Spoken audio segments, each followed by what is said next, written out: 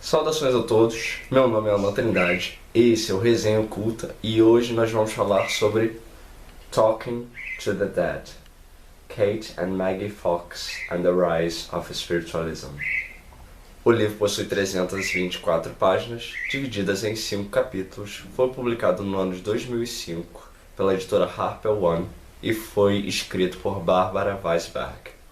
Eu lembro que desde quando eu era criança eu sempre tive interesse por esse aspecto espiritualista da vida e todas essas coisas que as pessoas falavam relacionadas a espíritos. Eu tinha alguns amigos e a gente costumava brincar daquelas brincadeiras do copo, né? Eu não tinha ouvido falar de Ouija ainda na época, eu acho, porque a Ouija é até algo mais complexo, né? Você tem complexo, entre aspas. Você tem um tabuleiro, né? Algo que é mais industrializado, digamos assim. Na minha infância não tinha essa coisa não, você pegava uma série de papeizinhos, colocava as letras, ou pegava uma cartolina e fazia um círculo com as letras e os números, e aí você pegava, nesse caso da cartolina, né, você pegava um compasso, e aí você fazia uma evocação lá, fazia uma prece, e aí iniciava a sessão, ou no caso do copo você realmente dispunha as letras, cada uma no seu papelzinho, e aí tinha que pegar um copo virgem e a mesma coisa, fazia uma prece e aí evocava o espírito e todo mundo então iniciava ali a sessão. A diferença é que o compasso era menos democrático do que o copo, no sentido da participação, né? Porque o compasso só uma pessoa botava o dedo e então o compasso se mexia. Já no caso do copo, não. Caso do copo, todo mundo, né? Cada um colocava o indicador ali e a coisa fazia com que todos participassem, né? No decorrer dos anos, com esse meu interesse por todo esse aspecto religioso e etc., em determinado momento, quando eu comecei a reler mais sobre a Ouija, né? Comecei a me questionar sobre como que teria surgido isso, todo esse contexto anterior ao surgimento da Ouija, que é justamente a ideia do espiritualismo, que então antecede o movimento espírita. Espírita no sentido de kardecista. Bom, e nessa pesquisa eu me deparei justamente com as irmãs Fox, né? E aí o que eu fiz? Eu comecei a ir em livrarias, né, online, na busca desses livros que tratassem do aspecto histórico, não da prática. Não era meu interesse nesse momento saber como praticar essas coisas, como diferentes pessoas iriam ensinar técnicas para fazer a brincadeira do copo, para evocar espíritos em sessões espiritualistas, etc. Não, o meu interesse era saber como isso tudo surgiu. E aí eu reuni alguns livros contendo esse tipo de abordagem histórica, e grande parte deles são livros em inglês. Então, não só esse livro aqui que eu vou tratar é em inglês, como alguns outros também, que eu já tenho aqui separado e que vou ver mais pra frente no decorrer aí do nosso trajeto no Resenha Oculta. Mas por que eu estou falando disso? Porque nesse contexto, né, quando eu comprei esse pacote de livros, em determinado momento ou outro, eu estava querendo esse livro em formato de e-book. Eu não lembro se eu queria em formato de e-book ou PDF, eu estava escrevendo alguma coisa, e aí eu queria ele num formato digital, porque naquele momento era mais prático para eu trabalhar em cima dele. E o que aconteceu? Eu descobri que esse livro foi publicado no Brasil, e eu não sabia. Existe uma edição desse livro em português. Infelizmente eu comprei a versão em inglês. Por que infelizmente? Porque eu acredito na valorização das editoras nacionais. Eu acredito que nós temos que sim investir nas publicações que são feitas em português. Por quê? Porque as editoras aqui elas precisam sobreviver. E isso abrange um público muito maior, porque o inglês ainda não é uma língua tão difundida no nosso país. Então acho que mais vale mais pessoas lendo, mesmo que seja em português, do que uma minoria lendo em inglês.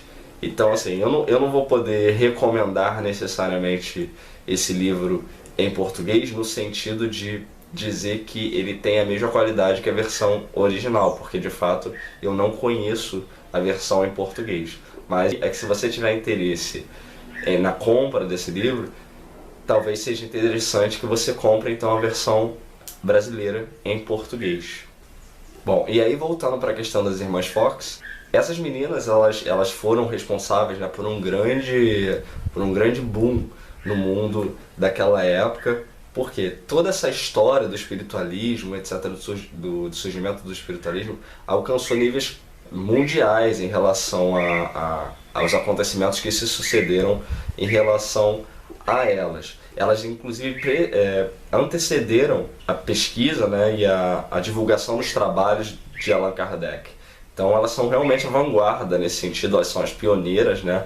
Não que elas tenham produzido material nesse sentido, de fato não produziram, mas elas foram divulgadoras, digamos, da existência da espiritualidade, né? Foram elas que deram um pontapé inicial para dizer, olha, isso aqui existe, né? Elas afirmavam que existia, né? Eu que estou colocando as aspas aqui, e isso é possível de se fazer, né? Ter contato com os espíritos é possível.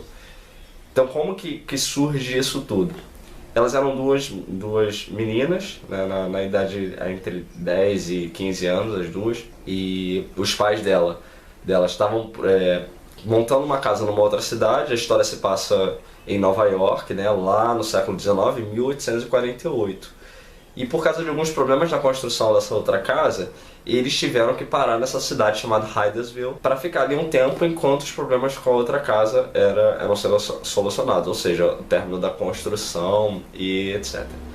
Bom, e aí nesse ano de 1848, elas estavam lá e tudo, e já tinha algumas semanas que vinham acontecendo uma série de ruídos e barulhos estranhos que vinha então perturbando a tranquilidade dessa família, que é a família Fox. Elas então, até aquele momento, não davam muita importância para aquilo, chegaram a comentar com alguns vizinhos e tudo, mas nada que realmente fizesse com que elas se preocupassem com a situação. No dia 1º de abril é que a coisa se torna então mais complicada, que aí os barulhos, né, se tornaram mais intensos a ponto de realmente chocar a família e deixar eles desesperados com tudo aquilo que estava acontecendo. E aí eles envolvem os outros vizinhos dentro da situação, chamam vizinhos, etc., para ver tudo aquilo. Em pouco tempo há uma comoção ali naquela pequena cidade, naquela pequena comunidade, e todo mundo acaba participando daquilo. O espírito não se intimida com a presença de outras pessoas, e as batidas continuam e etc.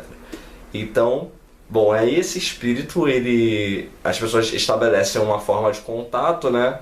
Como eles percebem que o contato se dá por batidas, eles então criam uma espécie de código onde batidas vão significar sim ou não. Então as perguntas, elas são sempre baseadas nesse sentido, não há perguntas complexas do tipo, o que é a vida? Não tinha ainda uma tecnologia naquele primeiro momento, para que o espírito criasse frases. Então, as perguntas tinham que ser sempre baseadas em respostas de sim ou não. Você é um ser humano? Sim ou não? Fulano de tal tem 5 filhos? Sim ou não? Então, as perguntas eram feitas dessa forma. Dentro desse contexto, surge um indivíduo que ele vai lá e melhora, né, essa comunicação, e aí ele estabelece uma conexão entre as batidas e as letras do alfabeto. E aí sim você tem uma amplitude dessa comunicação a nível tecnológico.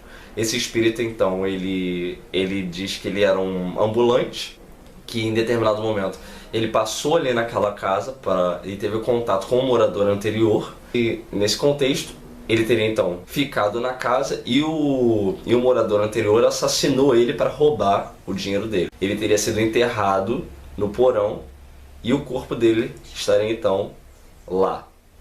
E aí, o que aconteceu? Obviamente, os homens tomaram a frente da situação para dizer, olha, vamos lá e vamos desenterrar esse corpo. Se tem um corpo lá no porão, vamos lá ver se de fato está lá. E nisso aconteceu uma divisão, né, de grupos, ou seja, tinha as pessoas que trabalhavam no porão na intenção de tirar esse corpo de lá, e as outras que ficavam ali curiosas para saber e perguntar coisas. E aí vocês imaginem como não era então a situação. Por quê?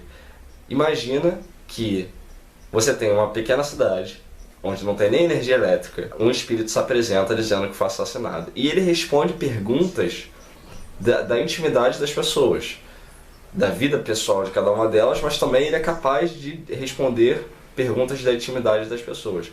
Isso gerou um certo terror, um certo burburinho naquela comunidade, né, que também era uma comunidade cristã, ou seja, que tinha lá as suas ressalvas em relação a todo esse tipo de contexto, né, porque muitas dessas pessoas então passariam a atribuir esse tipo de manifestação ao demônio. Então isso gerou um certo desconforto, além de um certo terror, porque o espírito era capaz de denunciar os pecados, né, e todas aquelas coisas que as pessoas não querem que os outros saibam. Bom, e em relação ao porão, quando eles começaram a cavar, tinha um fluxo de água, né, subterrâneo, o que impedia que eles tivessem uma visibilidade completa do buraco. Ou seja, tirava a terra, enchia d'água, tirava a terra, enchia d'água. E isso então acabou dificultando a descoberta de um corpo em si. E aí, qual é o problema disso, né? Eles encontraram vestígios de ossos e etc., que naquele primeiro momento não se sabia exatamente do que era, mas foram vestígios, não foi um corpo completo. Então isso gerou uma divisão aí na interpretação da coisa. Será que então é real ou não é? O fato de ter água ali não poderia ter prejudicado a própria escavação e etc. Bom, aí começam então, é dessa forma que começa a fama e o próprio surgimento do contexto espiritualista. E aí nesse decorrer, muitas coisas vão acontecer, a coisa vai ganhar áreas internacionais, porque essas meninas elas vão se tornar famosas internacionalmente e outras pessoas vão começar a se envolver em todo esse movimento. Uma curiosidade sobre isso tudo também é que o próprio espírito, os próprios espíritos incitam as meninas a tornarem a coisa pública. Ou seja, a ideia não era que a coisa se restringisse realmente àquele contexto ali. Eles queriam que elas saíssem para o mundo e fossem divulgar então essa verdade, né? Qual era a verdade segundo aquele contexto? A verdade de que os espíritos podem sim se comunicar com os seres humanos. E é interessante que essa comunicação ela vai se dando de forma gradativa. Há uma evolução tecnológica desse contato.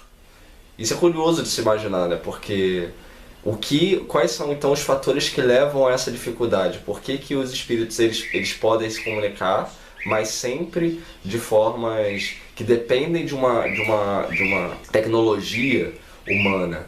Por exemplo, eles começam com as batidas, aí depois o indivíduo desenvolve uma relação entre as batidas e o alfabeto. Depois surge então a Ouija, e aí você tem lá, né, esse alfabeto colocado dentro de um tabuleiro e um objeto que vai então ser o indicador das letras. Depois eu não estou falando de forma cronológica não, tá? Depois você tem a própria questão do kardecismo, que vai tornar isso então muito mais prático, né? Onde vai ter um médium e esse médium ele vai então psicografar e etc. E todo aquele contexto que existe dentro do kardecismo de contato, que é muito mais direto, muito mais prático, etc. E todas aquelas divisões de psicofonia e etc.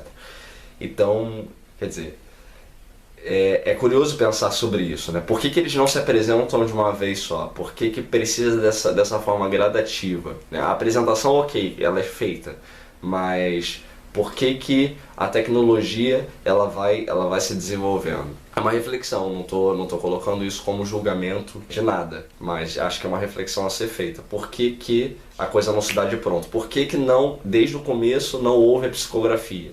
Por que precisou primeiro das batidas? Para depois acontecer outra coisa, para depois virar outra coisa, para só então chegar no ponto que a gente está. Bom, e aí as meninas então saem no mundo, né? E aquela coisa se torna realmente muito grande. E há todo um contexto ali, todo um turbilhão de coisas que acontecem. Elas acabam... Uma outra irmã chega, que é a Leia.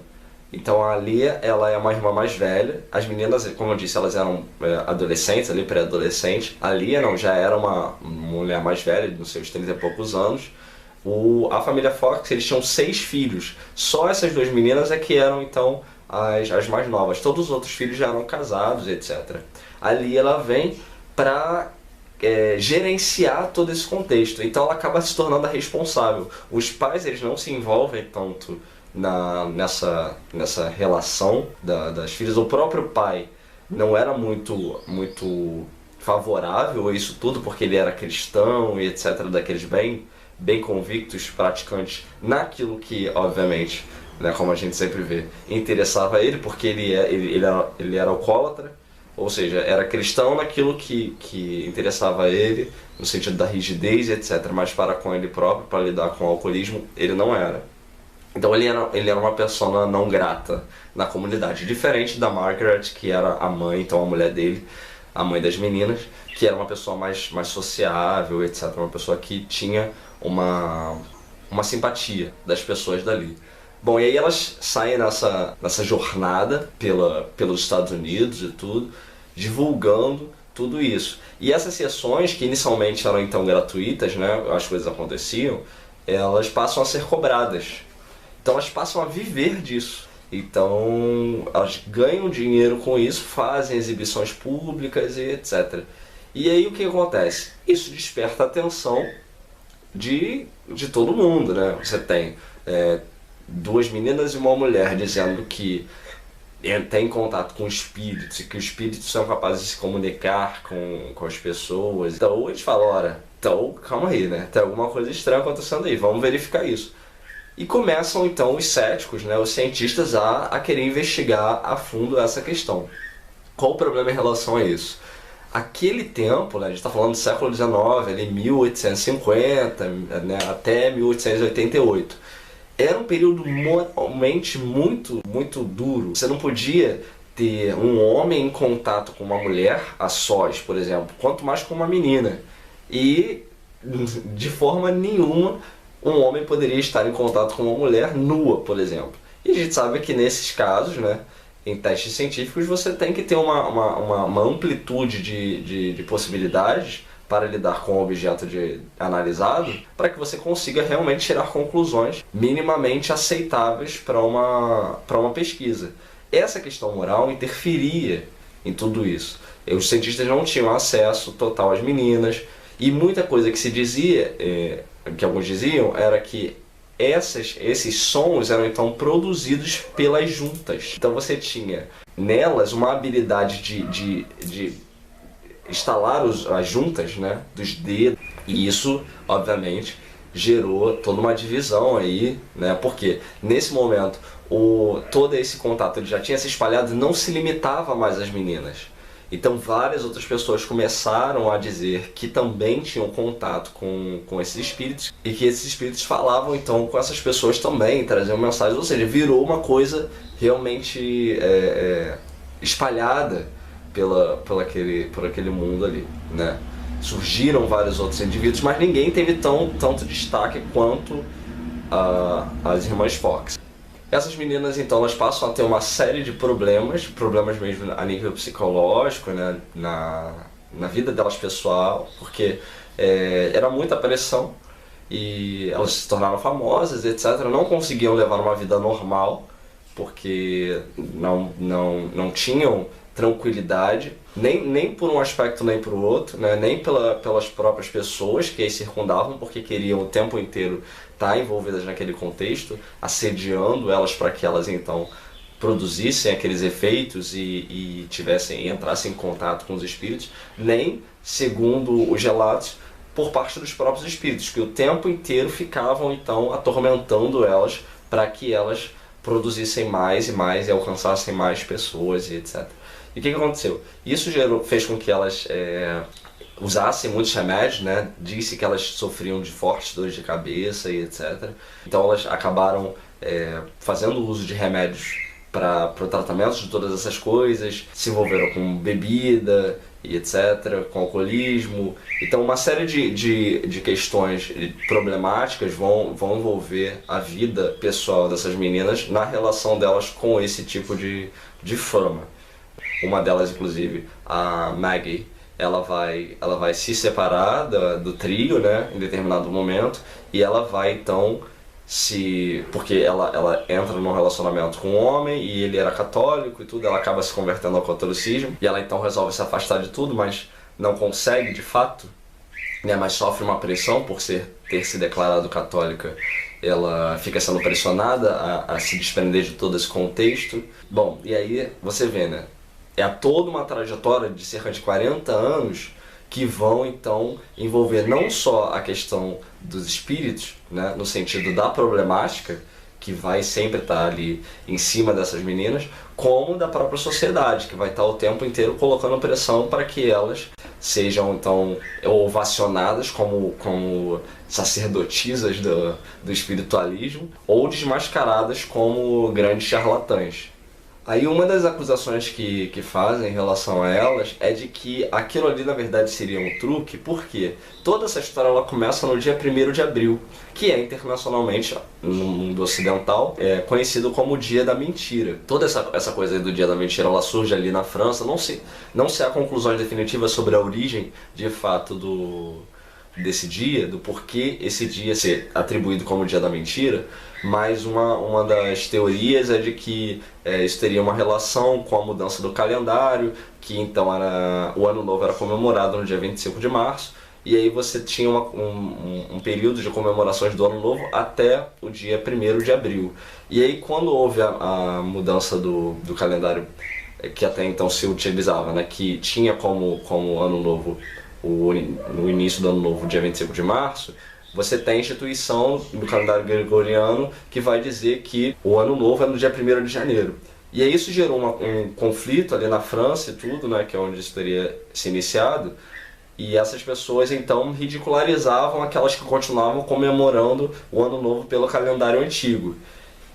Então elas enganavam essas pessoas, dando presentes, fazendo convites, etc., na data que eles comemoravam, que era no 1º de abril e etc., para que ridicularizassem a data, né? Então houve todo um movimento social para ridicularizar aquilo e sempre envolvendo a mentira, enganando aqueles que então comemoravam naquela data. E aí isso acabou se tornou um hábito, né? O dia 1º de abril deixou de ser o Ano Novo para ser o dia onde se engana aqueles que comemoram o Ano Novo, ou seja, virou o dia da mentira. E aí isso perdeu esse fundamento, né, esse suposto fundamento perdeu-se com o passar do tempo e ficou atribuído só à ideia de que é de fato o dia da mentira, sem ninguém se importar muito com o porquê disso. Essa é uma das teorias possíveis para essa data, mas não há conclusões definitivas sobre isso, historicamente falando. E aí, essas meninas, elas vão... E isso tudo acontece justamente no dia 1º de abril, no dia 1º de abril de 1848. E aí, muitos acusadores, né, dizem que isso foi um grande truque, foi uma grande mentira delas. Elas pegaram, fizeram uma brincadeira, planejaram tudo isso e conseguiram pregar a peça no mundo inteiro, ou no país inteiro. O problema é que alguns desses relatos dizem que essas batidas elas eram ouvidas em diferentes pontos da casa ou do local onde se estava, e que muitas vezes essas batidas eram acompanhadas de vibrações. Ou seja, muitas vezes você ouvia o som vindo da parede e não era apenas o som vindo da parede, mas também ele vibrava, como se alguém de fato estivesse batendo. Então, alguns relatos tratam dessa forma, né? Então, todo esse contexto, sim, o que vocês vão perceber é que existem muitas coisas favoráveis e existem muitas coisas desfavoráveis. É difícil tirar uma conclusão sobre o que de fato acontecia ali, naquele período. Porque a ciência não estava tão evoluída ainda, tinha todo esse aspecto moral que impedia uma análise mais profunda da situação. A questão da religião também era um fator que interferia, da religião cristã, que interferia diretamente nisso. Por quê? Não só no aspecto moral, mas no aspecto também do entendimento da interpretação que dava sobre isso, atribuindo essas manifestações a coisas demoníacas. Então as pessoas se dividiam, as diferentes linhagens cristãs, etc., se dividiam e se degladiavam, entre aspas, na interpretação e na relação que tinham com tudo isso, e isso gerava toda essa problemática que hoje nos é difícil dizer se de fato as coisas aconteceram a nível espiritual, ou se eram farsa, ou se era uma junção dessas duas coisas. Bom, em relação a isso, acho que a gente tem um conectivo para os dias atuais, que é em relação justamente ao que a gente vê em locais espiritualistas e religiosos, etc. Por quê? Quando você começa a pesquisar sobre essa coisa de incorporação e contato com o espírito, é muito comum você ver pessoas dizendo que a incorporação ela se dá, por exemplo, a incorporação se dá de forma total, absoluta. Então, por exemplo, você está lá num determinado contexto, por exemplo, um ritual de macumba, e aí o espírito, quando desce, a pessoa apaga. Ela não enxerga mais nada, não sabe o que está acontecendo, etc. Entretanto, quando você conversa com algumas pessoas mais sinceras, você vai ver que algumas delas vão te dar a explicação de que nem sempre isso acontece. Nem sempre o indivíduo, quando ele incorpora uma entidade, um espírito, ou como quer que você chame, ele perde a consciência total do que está acontecendo. E aí, aí é que está a questão. Muitas vezes, esses indivíduos, eles são pressionados, e eu não estou falando de denominação nenhuma, estou falando do contexto espiritualista de uma forma geral, eles são pressionados a seguirem certos padrões, ou seja, pressionados a seguir o padrão de que sempre tem que acontecer, ou seja, no caso, levando lá o caso das meninas, né? Elas sofriam uma pressão de que sempre os espíritos tinham que se manifestar. No caso da atualidade aqui, as pessoas quando iniciam uma gira, um ritual, elas são pressionadas a sempre ter que incorporar de forma completa, etc. Ou seja, sempre há uma pressão do público, ou muitas vezes dos próprios membros, para que aquilo aconteça exatamente da forma como é descrito pela massa. Por quê? Porque não pode gerar frustração, não pode gerar frustração no público, né, na audiência e tudo. E a gente sabe que as questões espirituais, elas não são tão exatas assim. Elas ocorrem de uma maneira que a gente não tem muito controle. Assim, a gente até tenta, mas não há um controle de 100% da situação. Por exemplo, a viagem astral. Existem indivíduos que têm controle sobre a viagem astral, etc., no sentido de se projetarem sempre quando querem. Mas se você for ver, muitos desses indivíduos vão relatar o quê? Que nem sempre eles lembram do que acontece. Eles sabem que aconteceu, mas nem sempre lembram o que acontece. Ou seja, é um fator. Você vê que a coisa acontece, mas nem sempre ele lembra. Às vezes ele lembra totalmente. E por aí vai. Bom, eu particularmente, eu já tive experiência com enteógeno, né? Para quem não sabe o que é enteógeno, são plantas de poder, plantas que causam efeitos alucinógenos, etc., dentro de ritual mágico, religioso, etc. E eu tive essa sensação do que alguns descrevem como que seria, a meu ver, relacionável à questão da incorporação. Que foi quando eu tinha nitidamente a noção do que estava acontecendo, e não era uma noção necessariamente visual, tá?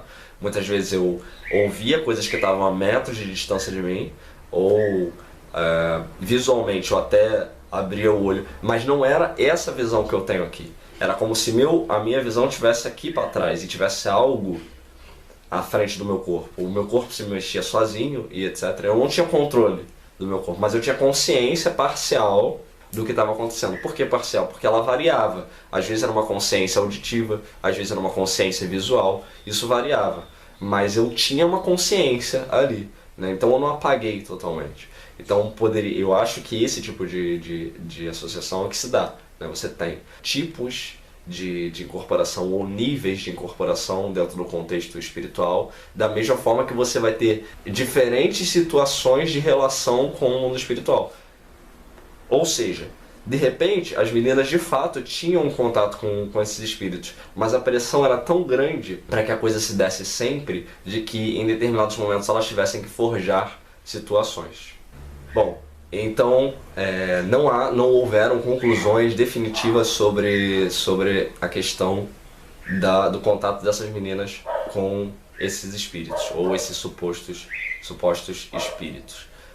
Em 1888, a Maggie, ela faz ali naquele embalo ainda dela ter se convertido ao catolicismo, etc., ela faz uma declaração pública, né? Ela chama as pessoas a declarar publicamente que todo o contexto espiritualista, né, que elas iniciaram lá em 1848, era então uma farsa.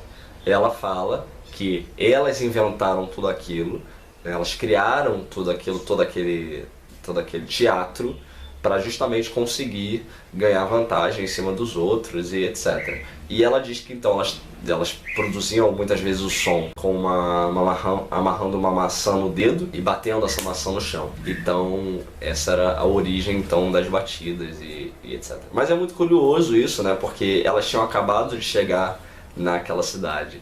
Então, assim, elas devem ter feito, se isso de fato era uma farsa, elas devem ter feito um trabalho de espionagem muito bom para investigar os detalhes, né, da vida de cada pessoa.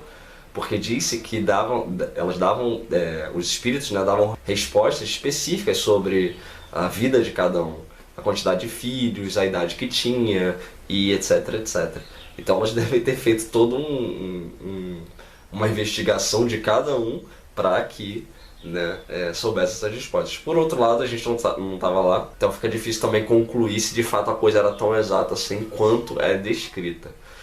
Bom, a questão é que depois ela desmente essa situação. Um ano depois ela diz que, na verdade, tudo é verdade sim, era verdade sim, que ela disse que era mentira no ano anterior. Por quê? Porque ela sofreu uma pressão pelo contexto religioso, católico, etc., que ela tinha se envolvido e que as pessoas estavam então pressionando ela para que ela dissesse que tudo aquilo era mentira. Ou seja, fica essa questão sempre aberta no final das contas, né? Não há conclusões científicas e provavelmente nunca vão ter para aquele período, para aquele contexto, porque as situações eram muito ruins de análise, né? Não eram tão desenvolvidas tecnologicamente, assim falando. Ela num primeiro momento diz que era mentira, depois ela diz que não era mentira nada, que era verdade, que ela estava sendo coagida a dizer aquilo. E o mais interessante de tudo é isso, o livro ele traz todas esse contexto, né? Essas contradições e etc. A autora é extremamente imparcial na sua descrição de todo esse contexto. É um livro chato, ok, eu não vou mentir aqui, tá? O livro é chato, por quê? Porque ela escreve em gênero novelístico, né? Ou seja, ela começa a tratar de uma história, ela vai falar de uma determinada pessoa e aí logo em seguida ela vai e pula daquela pessoa para um outro contexto. Ela começa a contar a história dos Estados Unidos, como era a situação da época, como era a tecnologia na cidade, como era isso, como era aquilo, blá, blá. E ela vai para uma outra pessoa, conta a história da outra pessoa, depois volta para aquela. Ou seja, você já tinha até esquecido daquela primeira pessoa, e aí ela te lembra, não, mas a gente estava falando disso. Bom, e aí ele é chato por causa disso, assim, ele é muito extenso nesse sentido, que é um livro de mais de 300 páginas, né? E aí fica nessa coisa, assim, fica viajando por diferentes contextos e não foca só na questão do espiritualismo. Ela vai tratar também da vida pessoal das meninas. O que, apesar de chato, é ótimo, porque a nível de pesquisa ele vai te ambientar de todas as maneiras. Você vai ter ali a noção de como era a personalidade das meninas, da família delas, o contexto da família, o contexto da cidade, o mundo naquela época, a interpretação que as pessoas davam para aquilo, as notas de jornais, tudo isso a autora traz nesse livro. Isso é fascinante, mas tem esse aspecto de ser um pouco cansativo, né? Eu tive muita dificuldade para ler esse livro de uma vez só, eu fiquei enrolando e tudo por causa disso. E toda essa ambientação que ela faz, né, ela dá a bibliografia de todas as referências de jornais, etc. Ou seja, sempre você tem ali um númerozinho do lado das frases ou das palavras que você vai ter que ir lá pro final do livro para ver, e ela vai te mostrar de onde ela tirou aquilo, aquela conclusão, aquela afirmação. E o livro possui index. Isso também é uma outra maravilha, porque a nível de pesquisa, tem lá o index, que acho que todo livro deveria ter isso, mas infelizmente nem todos têm. Que você o index é o Google do livro, né? Que vem inserido no próprio livro, porque você, quando quer saber um determinado assunto, você vai lá no index, e aí você vê lá Margaret, e aí você vê todas as páginas que falam da Margaret, você vai ver lá Allan Kardec, você vai ver todas as páginas que falam de Allan Kardec, por aí vai. O trabalho realmente do livro é muito bom, né? É muito completo. Então, assim, vale muito a pena ter esse livro a todos aqueles que têm interesse nesse tipo de pesquisa, né, ou são curiosos mesmo em relação ao surgimento do kardecismo, do espiritualismo, da Ouija e de todo esse contexto de contato com espíritos no mundo moderno, né? Como um bônus para essa ambientação a esse livro, né, talvez seja interessante que antes de você ler, você assista, caso não tenha assistido, ou se já assistiu, vale a pena assistir de novo. é aquele filme do Scorsese chamado Gangues de Nova York. Porque ele se passa exatamente nesse período, ali de 1846, então assim, é bem contemporâneo um contexto ao outro. E aí você vai ver como era Nova York naquela época, né, mais ou menos. Lógico, o foco do filme Gangues de Nova York é uma outra perspectiva, né? Ele vai tratar mais da chegada dos irlandeses ali e tudo, daqueles conflitos com os nativos. Então, bom, os nativos da época, né? E etc. Então vai focar mais nessa parte conflituosa de guerra, não vai tratar tanto da questão espiritualista. Mas é interessante para você ter uma noção de como era a realidade, né? De como as pessoas tratavam as coisas, de como era a tecnologia daquele período, como era a estética mesmo do local, né? Então eu acho muito interessante nesse aspecto. Então vale você assistir antes para se ambientar e aí você então lê o livro e aí você vai ter uma noção estética, visual melhor sobre o contexto que a autora está tratando, que é um contexto de formação mesmo, né? Que é onde as coisas eram totalmente diferentes do que são hoje. Se você imaginar Nova York hoje, é até difícil conceber que um dia essa Nova York de hoje fosse aquela Nova York retratada no filme ou descrita no livro. Muito obrigado pela atenção e até a próxima.